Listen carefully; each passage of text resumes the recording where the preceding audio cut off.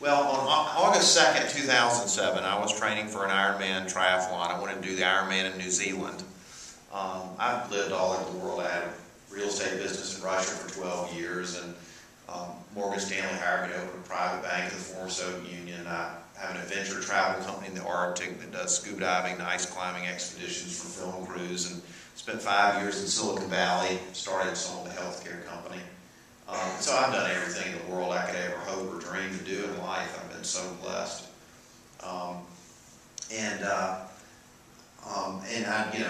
done surfing, ice climbing, rock climbing, just surfing all over the place.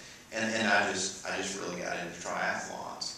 And so I was in the aero position on the Silver Comet Trail, and a bee hit my helmet. And so I knew it was probably going to sting me, so I slowed down a little bit. And I started to grab the arrow, I had the cow handles where the brakes were, and I just nipped it with my elbow. And it caused me to careen off to the right, and I just got lower and lower, and I couldn't. Of course, I was going almost 30 miles an hour, so it's hard. You kind of almost locked in.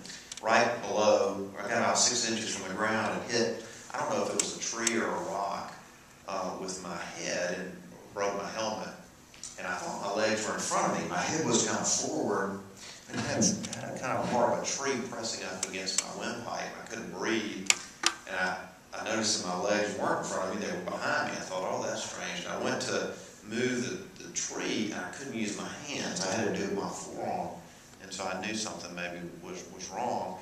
And it just opened up the greatest adventure, and it's been just such a remarkable blessing ever since. I met wonderful people on the trail, called ambulance, and on the way, of course, they got me in.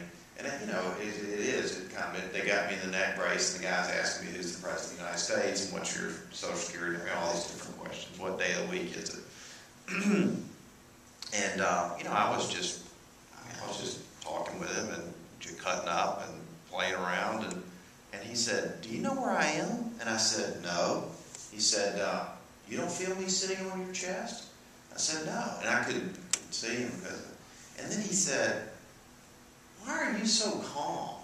He said, "Your blood pressure is low, your pulse is low, you're joking around with me. What's wrong with you?"